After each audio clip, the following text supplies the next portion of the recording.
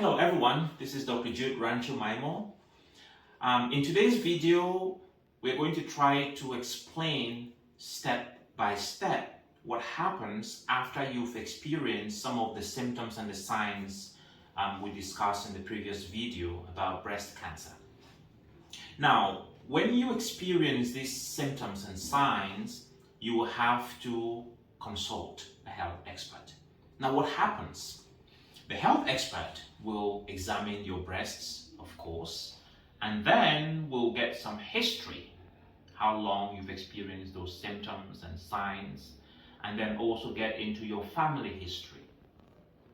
Now, depending on your age, the doctor will decide what kind of imaging exam to be done.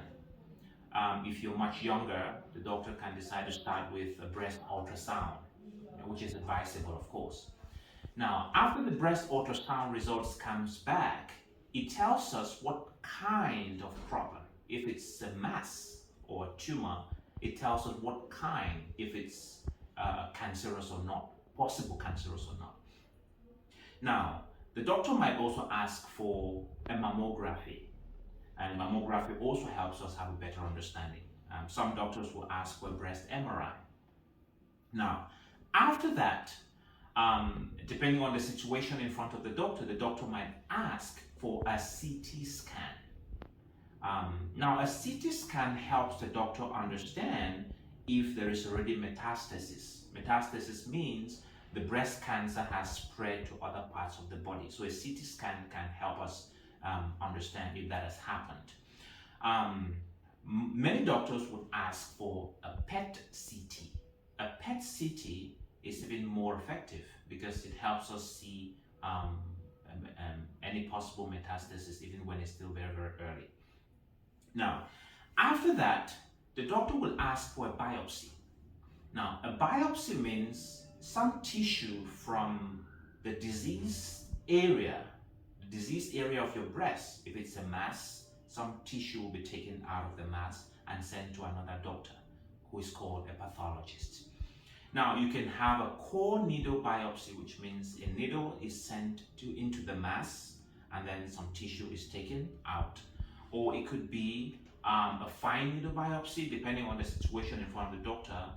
Or you can also have a lumpectomy, which means surgery will be performed on your breast and the mass is taken out and sent to the pathologist.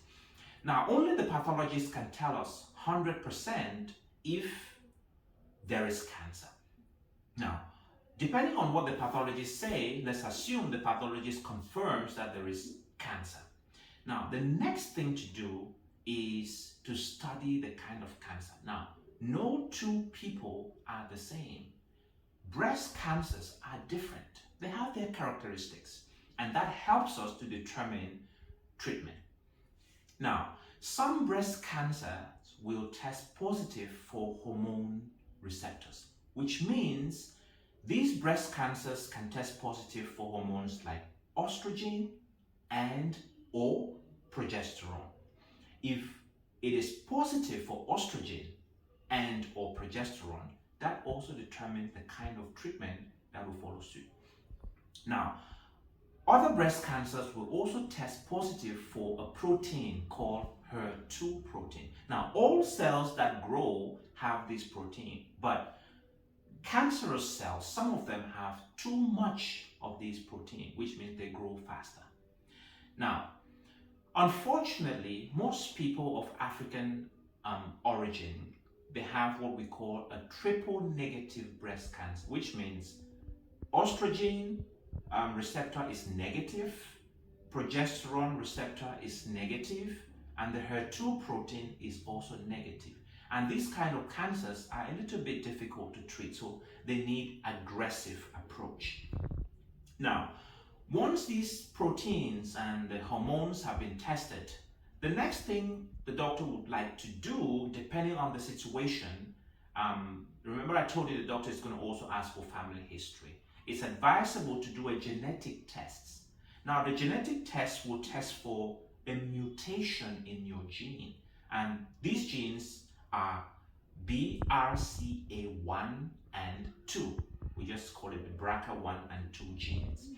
If these genes test positive, it means other members in that family might also be at risk.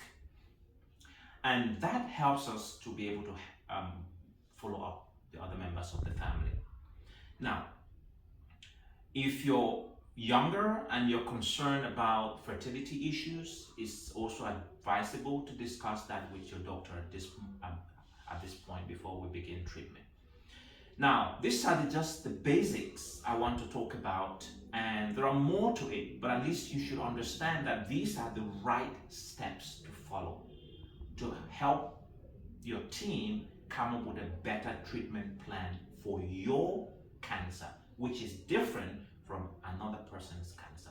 Thank you so very much for watching, and I hope to see you again in the next video. Goodbye.